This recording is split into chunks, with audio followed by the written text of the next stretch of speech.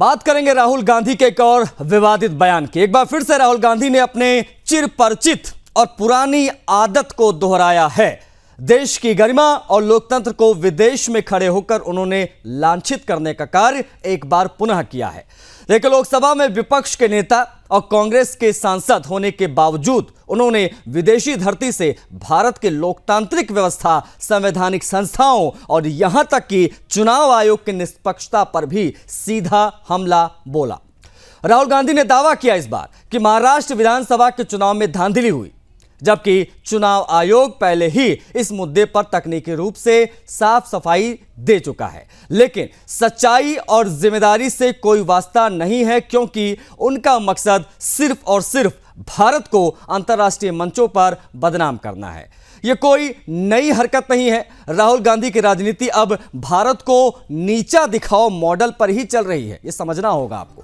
देखिए, हर हार के बाद वे लोकतांत्रिक संस्थाओं को कटघरे में खड़ा कर देते हैं, क्योंकि सच को स्वीकार करने की ताकत उनमें नहीं बची।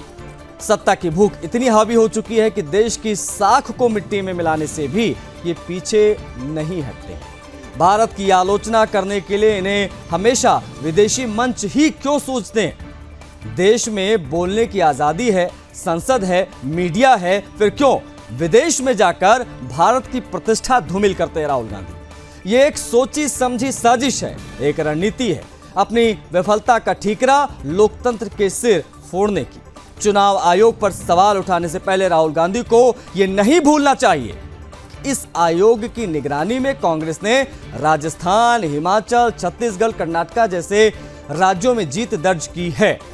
लेकिन जैसे ही हार का स्वाद जुबान पर चढ़ता है, लगता है राहुल गांधी की भाषा जहर उगलने लग जाती है। उनका रवैया राष्ट्र विरोधी हो जाता है, वो राष्ट्र विरोध की सारी सीमाएं लांघ जाते हैं। माना कि सवाल पूछे जाने चाहिए, लेकिन देश को बदनाम करके नहीं। ये बात भी राहुल गांधी को समझना चाहिए। राहुल गांधी को तय करना होगा कि वो विपक्ष के नेता हैं या भारत विरोध के ब्रांड एम्बेसडर। अमेरिका के बोस्टन में राहुल गांधी द्वारा दिए गए इस बयान पर भाजपा नेता शहजाद पूनावाला ने बिल्कुल सटीक टिप्पणी करते हुए कहा कि राहुल गांधी विदेश जाकर संवैधानिक संस्थाओं का अपमान करते हैं। ये उनकी पहचान बन चुकी है। जब चुनाव जीते तो चुनाव आयोग अच्छा और हार जाए तो चुनाव आयोग पर सवाल। क्या कहा शहजाद पूनावाला ने, दिखाएंगे आप। करेंगे संविधान पर विदेश जाकर करेंगे संवैधानिक संस्थाओं का अपमान, यही राहुल गांधी की बन चुकी है पहचान। विदेशी धरती पर जाकर कभी बोलना कि भारत में लोकतंत्र समाप्त हो गया। भारत के लोकतंत्र में समाप्ति के बाद यूएस और यूके को इंटरवीन करना चाहिए, हस्तक्षेप करना चाहिए। जुडिशरी बिकी हुई है, जुडिशरी ठीक से काम नहीं कर रही है। ईसीआई पर सवाल खड़े करना, भारत की हर संस्था पर जाकर विदेशी धरती पर सवाल खड़े करना, सेना से प्रूफ मांगना विदेशी धरती से, ये दिखाता है कि कुछ लोग मोदी विरोध करते करते अब भारत के विरोध में उतर आए हैं, और वो भी विदेशी धरती पर इस प्रकार की जुबान बोलते हैं। पूरी दुनिया भारत की इलेक्शन कमीशन और इलेक्शन प्रोसेस की वाहवाही कर रही है। अभी हमने अमेरिका में भी देखा, पूरी दुनिया में देखा, और ऐसे समय पर भारत के ही खिलाफ भारत की बदनामी की सुपारी लेने का काम राहुल गांधी और उनके इकोसिस्टम ने किया है। वही एलिगेशंस जिनको इलेक्शन कमीशन ने फैक्ट चेक कर दिया है तथ्य और प्रमाण के साथ, जो कहते हैं कि वोटर मैनिपुलेशन हुआ है, वोटर लिस्ट से मैनिपुलेशन हुआ है। 89 कंप्लेंट्स आई थी 9.7 करोड़ वोटर्स के खिलाफ। मतलब कि ग्राउंड लेवल पर कोई तथ्य इनके पास नहीं है। सारे जो क्लेम्स बस्ट कर दिए गए हैं इलेक्शन कमीशन के द्वारा, उनको केवल विदेशी धरती पर जाकर फिर से उठाना, ताकि भारत की संस्थाओं के खिलाफ संशय, डाउट पैदा किया जा सके। ये किसके इशारे पे किया जा रहा है? राहुल गांधी ने तो एक बार बोल दिया, I am fighting Indian state. अब इंडियन स्टेट के साथ फाइट करते करते इंडियन इंस्टीट्यूशन से भी सवाल उठाना। जब जुडिशरी आपके पक्ष में फैसला दे, जुडिशरी ठीक। जब आप चुनाव जीतो तब इलेक्शन कमीशन कर्नाटका, तेलंगाना में ठीक, हिमाचल में ठीक, परंतु जब आप चुनाव हार जाओ महाराष्ट्र और हरियाणा में, तो इलेक्शन कमीशन पर ठीकरा फोड़ो। दरअसल अपने आप को हार से बचाना है, इसीलिए इलेक्शन कमीशन पर निशाना है। यही इनका फंसाना है। को पहले ये तय करने दीजिए कि झारखंड में वो लोग जीत गए, तो उस समय क्या अलग इलेक्शन कमीशन देश में था क्या, या अलग ईवीएम के द्वारा वोट कराया गया था? तो जहां पे आप जीत रहे हैं वहां पे बोल रहे ईवीएम अच्छा है, सही है, जहां पे आप हार रहे हैं वहां पे बोल रहे ईवीएम और इलेक्शन कमीशन खराब है। ये तो चल नहीं सकता। आज राहुल गांधी जी अपना हार का ठीकरा किसी दूसरे के सिर पे फोड़ना चाहते हैं, क्योंकि ये बहुत आसान होता है, लेकिन बहुत ही डिफिकल्ट होता है कि अपने ऊपर जिम्मेदारी लेना है। मेरे लिए हारी है पार्टी, ये जिम्मेदारी लेना बहुत कठिन होता है। तो ये कठिन काम राहुल गांधी नहीं करेंगे। Those who are out on bail of 50,000 rupees, if they feel that they can destroy the image of this great democracy by speaking outside of this country, then they are totally on the wrong side of the line. आप सभी जानते हैं कि 2018 में जब मां बेटे को नेशनल हेराल्ड की केस में बेल मिला था, 50,000 रुपए की श्योरिटी पर दोनों को बेल मिला था। और जब यह बेल मिला था उस समय एक जश्न भ्रष्टाचार बैंड बाजा के साथ मां बेटे बेल पाकर कोर्ट से अपने ऑफिस तक गए थे। तो उस समय भी हमने कहा था this is nothing but celebration of corruption, यह भ्रष्टाचार का जश्न है। और आज भी ब्लेटेंट जश्न मनाने की कोशिश कांग्रेस। एलओपी राहुल गांधी, अब देखिए समझिए कि किस प्रकार से अपनी नाकामी छिपाने के चक्कर में ये लोग देश पर ही कीचड़ उछालने लग जाते हैं। हमारे साथ दो मेहमान जुड़ गए हैं, उनसे हम बातचीत करेंगे। हरगोविंद अरोड़ा, प्रवक्ता भारतीय जनता पार्टी का हमारे साथ हैं, और आशीष जी हैं, आशीष कोठारिया, कांग्रेस पार्टी का पक्ष रखेंगे, प्रवक्ता हमारे साथ कनेक्ट हो गए। आप दोनों का बहुत स्वागत है। आशीष जी, शुरुआत में आपसे करूंगा। देश के एलओपी और एक राष्ट्रीय नेता की पहचान रखने वाले राहुल गांधी का विदेश में जाकर इस प्रकार का बयान देना क्या शोभा देता है? क्या कांग्रेस पार्टी का जो एजेंडा है वो बहुत लाउड एंड क्लियर यहां से मान लिया जाए कि देश विरोध करना एक नया मॉडल बन चुका है कांग्रेस पार्टी का? जवाब आपका। देखिए, कांग्रेस पार्टी का देश विरोधी कोई चेहरा नहीं है। यदि इलेक्शन कमीशन ऑफ इंडिया के बारे में आप मुझे पूछेंगे तो मैं परिभाषित करूंगा, ये है इलेक्शन कमीशन ऑफ इंडिया। चलिए ठीक है, एक्टिंग हो गई, अब निकालिए। भारतीय एक मिनट भारतीय जनता पार्टी ने इलेक्शन कमीशन ऑफ इंडिया की परिस्थिति ये कर दी है। देखिए, ये है मेरे हाथ में देश के संविधान की कॉपी। आर्टिकल 324 से लेके यदि आप पढ़ना शुरू करेंगे तो 329A तक इलेक्शन कमीशन ऑफ इंडिया का जिक्र है। राहुल गांधी ने अमेरिका की धरती पे क्या गलत कहा, सही कहा? आप मुझे बताइए, महाराष्ट्र के विधानसभा चुनाव में इलेक्शन कमीशन ऑफ इंडिया ने हमें केवल और केवल 5:30 बजे का ही इलेक्टोरल डाटा दिया, जबकि 5:30 से 7:30 के बीच में कुल 85 लाख वोटर्स वेर वोटेड। इसीलिए राहुल गांधी जी ने स्पष्ट कहा अमेरिका में कि election commission of India is compromised and it is very clear that there is something wrong in the system. तो यदि आप आक्षेप लगा रहे हैं तो हमारे पास इसके साक्ष्य और प्रमाण भी है।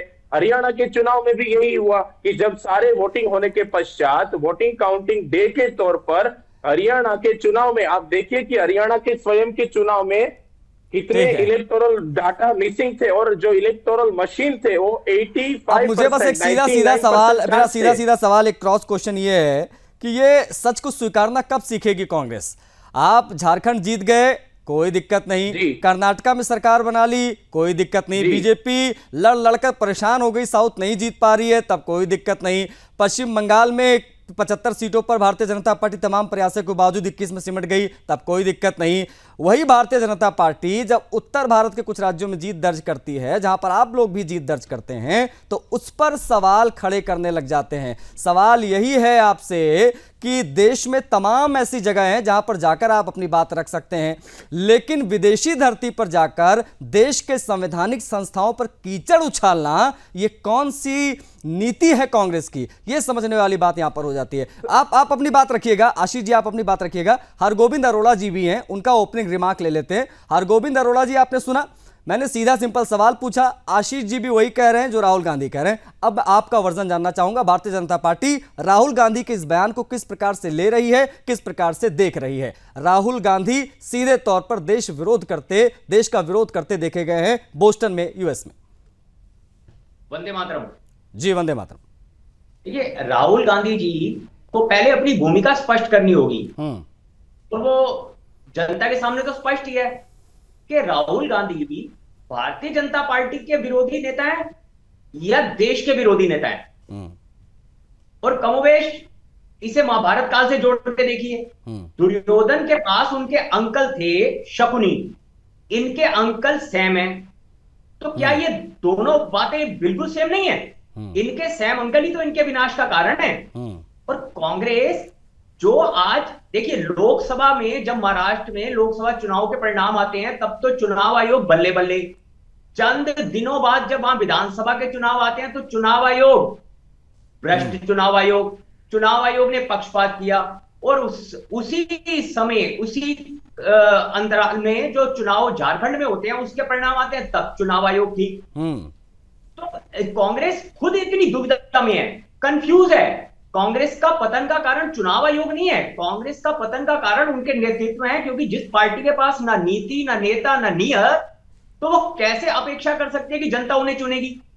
और आमतौर पर आप सामान्य लोगों में यदि जाकर देखेंगे तो लोग राहुल गांधी को भारतीय जनता पार्टी का स्टार प्रचारक ज्यादा मानते हैं कि ये व्यक्ति जब तक चुनाव में प्रचार करता रहेगा भारतीय जनता पार्टी को उसका सीधा लाभ मिलता रहेगा। भारतीय जनता पार्टी एक लोकतांत्रिक प्रक्रिया के तहत चुनाव जीतती है, नहीं, लोकतांत्रिक प्रक्रिया के तहत चुनाव जीतती है। और चुनाव जीतने के बाद में जब कांग्रेस पार्टी चुनाव जीतती है तब सब कुछ वेल एंड गुड होता है, लेकिन जब भारतीय जनता पार्टी उसी प्रक्रिया के तहत चुनाव जीतती है तो चुनाव आयोग को कटघरे में खड़ा कर देना ये कहां तक उचित है? अब बीजेपी इसको देश विरोधी एजेंडा बता रही है। क्या वाकई में भारतीय जनता पार्टी का ये जो स्टैंड है वो बहुत लाउड एंड क्लियर है हरगोविंद अरोड़ा जी कि देश विरोधी एजेंडा राहुल गांधी चलाते हैं? क्योंकि इससे पहले भी कह चुके हैं कि मैं भारतीय राज्य के खिलाफ लड़ाई लड़ रहा हूं।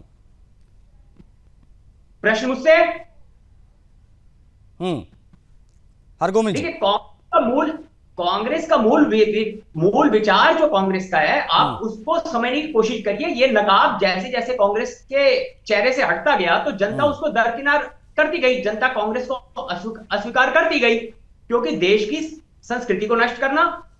अब आप देखिए, बंगाल में एक छोटा सा उदाहरण मैं दे रहा हूं। जिस संविधान को हाथ में लेकर ये लहराते हैं, एक तो विदेशों में उस संविधान का अपमान करते हैं, दूसरा क्या वो संविधान बंगाल में लागू नहीं होता जहां बहुसंख्यकों को पलायन करना पड़ रहा है। तो ये जो टेप इन्होंने अपने मुंह पर लगाई है, यही टेप राहुल गांधी ने अपने मुंह पर लगा ली ना बंगाल में, तो बेनकाब तो ये खुद हुए। देश के बहुसंख्यक समाज और देश की संस्कृति का अपमान बार बार करके, तो ये तो कांग्रेस की नीयत और नहीं, मैं आशीष जी को शामिल करूंगा। गोविंद जी, आशीष जी, कांग्रेस को क्या अब भारत की आलोचना के लिए, भारत की इन संवैधानिक संस्थाओं की आलोचना के लिए इन गोरों की वाहवाही की आवश्यकता है क्या?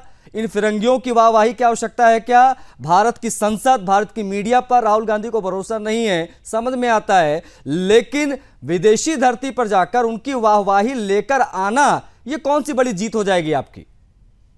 विदेशी धरती पर जाकर उनकी वाहवाही लेना हमारा कोई उद्देश्य नहीं है। तो दिख तो वही रहा है सर, अब वो दिख तो वही रहा है ना आशीष जी, दिख क्या रहा है? प्रत्यक्ष को प्रमाण की आवश्यकता नहीं। राहुल गांधी ने बयान दिया था कि मैं भारतीय राज्य के खिलाफ लड़ाई लड़ रहा हूं, अवश्य लड़ रहे हैं, क्योंकि ये रहा, देखो अगेन आर्टिकल 12 कॉन्स्टिट्यूशन। ये संविधान की कॉपी लेकर घूमते हैं आप लोग, संविधान की कॉपी लेकर घूमते हैं, लेकिन इसको नहीं, एक मिनट, इसको एक सेकंड सुन लीजिए। ये जो संविधान की कॉपी आप लोग बार बार दिखाते हैं, राहुल गांधी को आप भी कॉपी करते हैं। मेरा बस सीधा सीधा ये कहना है कि आप जो संविधान की कॉपी दिखाते हैं इसको अपने हिसाब से इस्तेमाल करते हैं आप लोग। जहां जहां आपके फेवर वाली बात उसको पढ़ेंगे, जहां जहां पर आपके विपरीत हो जाती है चीजें उसको नेग्लेक्ट कर देते हैं। तो ये जो आप सेलेक्टिव जो सोच है ना संविधान को लेकर भी, वो भी आप कहीं ना कहीं कटघरे में खड़े हो जाते हैं जब आप ये दिखाते हैं कॉपी। तब मैं आपको उत्तर देता हूं। आर्टिकल 12 सर इंडियन स्टेट के डेफिनेशन की बात करता है। अगर जब आप इंडियन स्टेट की बात करते हो तो उनके सारे इंस्टीट्यूशंस आते हैं,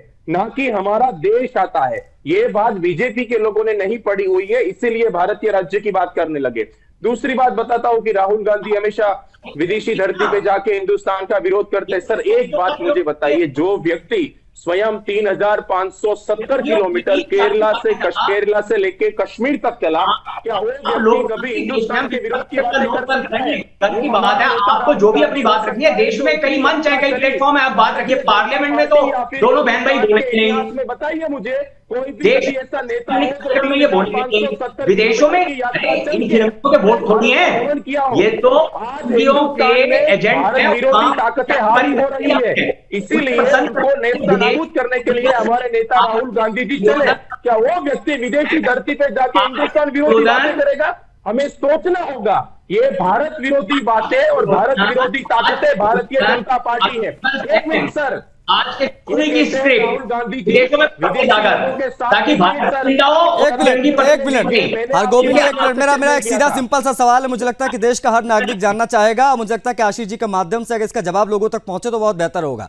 मान लीजिए आशीष जी, हमने मान लिया कि आपकी पार्टी को, राहुल गांधी को चुनाव आयोग पर रत्ती भर का भरोसा नहीं है, मान लिया, फिर चुनाव लड़ते क्यों है बार बार? मत लड़िए चुनाव, कह दीजिए भाई हमको हार नहीं, लड़ते क्यों है बार बार चुनाव? एक्सेप्ट कर लीजिए कि हाँ भाई ठीक है हम नहीं लड़ेंगे, सीधा कह दीजिए हम चुनाव नहीं लड़ेंगे। किस प्रकार से चीजें हो रही हैं, चुनाव लड़ना भी है, जहां जीतेंगे वहां सब कुछ बेस्ट है, हार गए तो वहां पर चीजें खराब। मुझे बस इसका जवाब दीजिए, अगर भरोसा नहीं है तो चुनाव क्यों लड़ते हैं? सर, राहुल गांधी जी ने कहा है कि इलेक्शन कमीशन ऑफ इंडिया के ऊपर हमें ट्रस्ट नहीं है, और चाहे अरे ट्रस्ट नहीं है तो मत लड़िए चुनाव, ये पाखंड क्यों कर रहे हैं भाई? एक मिनट सर, अरे नहीं है मत लड़िए चुनाव। अरे अभी एमसीडी में दिल्ली ने, नहीं एक मिनट, अभी एमसीडी में कह दिया वो आम आदमी पार्टी का हम नहीं लड़ेंगे चुनाव, ट्रिपल इंजन चलाए बीजेपी, आप भी कह दीजिए भाई ये पाखंड दिखाई दे रहा है ना, आपको चुनाव भी लड़ना है, नहीं उसी प्रक्रिया के तहत उसी चुनाव आयोग की छतरी के नीचे आपको चुनाव लड़ना है और उसी को गालियां देनी हारने के बाद, ये पाखंड नहीं तो और क्या है? एक मिनट, राहुल गांधी जी ने पहले ही स्पष्ट कर दिया था कि हमारी कितनी भी सीटें आए हमें इलेक्शन कमीशन पर भरोसा नहीं है। उसका मतलब ये नहीं है कि हम चुनाव लड़ना बंद कर दे। अरे फिर हम भारत जब सब कुछ सेट है पहले से तो फिर क्या दिक्कत रखते हैं।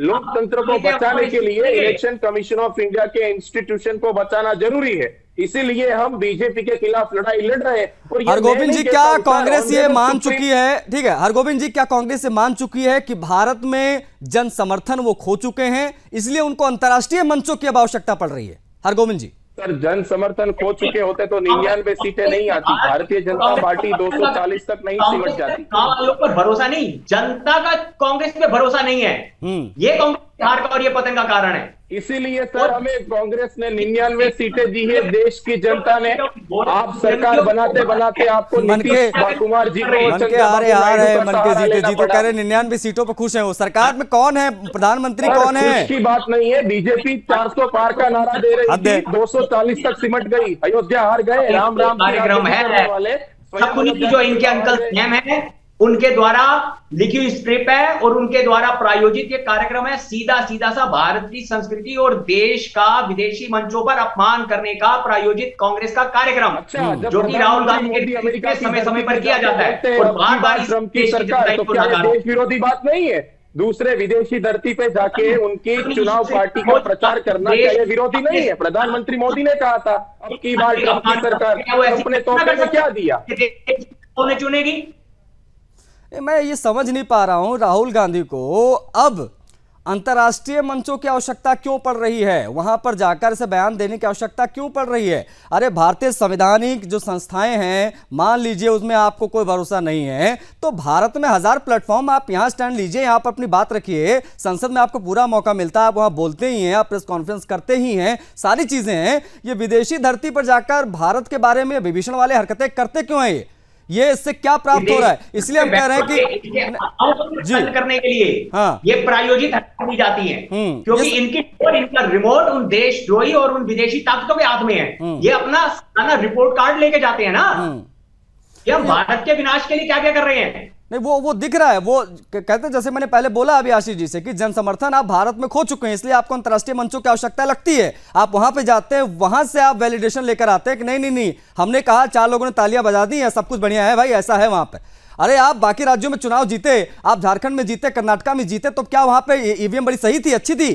आशीष जी सर, जिन राज्यों में आप जीत जाते हैं, जिन राज्यों में आप जीत जाते हैं वहां के लिए क्या कहेंगे? सर, उसी के लिए राहुल गांधी जी ने, शायद आपको पता होगा तो एआईसीसी में प्रेस वार्ता में कहा था कि चाहे हमारी सीटें 200 के पार भी क्यों ना आए, लेकिन हमें इलेक्शन कमीशन ऑफ इंडिया की ट्रांसपेरेंट प्रोसेस पे भरोसा नहीं है, क्योंकि नहीं मतलब 2004 2009 दोनों बार ईवीएम पे ही वोटिंग हुई, और दोनों बार आप लगातार 2 बार देश की सत्ता में काबिज हुए, मनमोहन जी प्रधानमंत्री बने, उसके बावजूद नहीं, वही प्रक्रिया थी, अरे वही प्रक्रिया थी, वहां कोई बैलेट पे वोटिंग नहीं हुई थी, वहां पर भी जो है ईवीएम का बटन ही दबाया गया था, लेकिन 2 बार आप जीते। तब तो बीजेपी वालों ने नहीं कहा कि यहां पर ईवीएम को आपने हैक कर लिया या चुनाव आयोग भ्रष्ट है। लेकिन सर, हमने कदापि देश के इंस्टीट्यूशन को कॉम्प्रोमाइज नहीं किया। आप लोग बीजेपी तो ने देश के इंस्टीट्यूशन की धज्जियां उड़ा रहे हैं। आप तो आप हाथ में ये संविधान लेके घूमते जरूर, लेकिन देश का सम्मान करना आप लोग भूल गए हैं। मोदी का विरोध करते करते देश विरोध आप लोग करने लग गए हैं। ये जनता भी समझने लगी। मुझे लगता है इस पर काम करने की आप लोगों को जरूरत है। सच को स्वीकार करिए, आत्मचिंतन करिए, विदेशों में जाकर भारत की खिल्ली ना उड़ाइए। ये फिर से मैं आपको समझा रहा हूं, कांग्रेस पार्टी के लिए बेहतर होगा, क्योंकि आने वाले चुनाव में फिर से आपको मुंह की खानी पड़ेगी अगर आप देश का अपमान करेंगे। जहां से आपको वोट चाहिए वहीं का अगर आप सम्मान नहीं करेंगे, विदेशी धरती पर जाकर मजाक उड़ाएंगे तो प्रॉब्लम होगी। आप ये दिखाते रहिए, जनता भी आपको दिखाती रहेगी अपने वोटों के माध्यम से। लेकिन आप लोग जुड़े, आप लोगों का बहुत आभार। अरगोविंद अरोड़ा जी बहुत शुक्रिया आपका, आशीष जी आपका भी बहुत शुक्रिया जुड़ने के लिए, समय देने के लिए। तो राहुल गांधी ने एक बार फिर से विदेशी धरती पर जाकर जिस प्रकार से अपमान किया है भारत का, जिस प्रकार से उन्होंने अपमान किया है भारतीय संवैधानिक संस्थाओं का, उस पर एक बार फिर से सवाल खड़े होने लगे हैं। कांग्रेस के इस नए मॉडल की बात हो रही है कि देश विरोध वाले बयान विदेशी धरती पर जाकर कांग्रेस पार्टी क्यों दे रही है।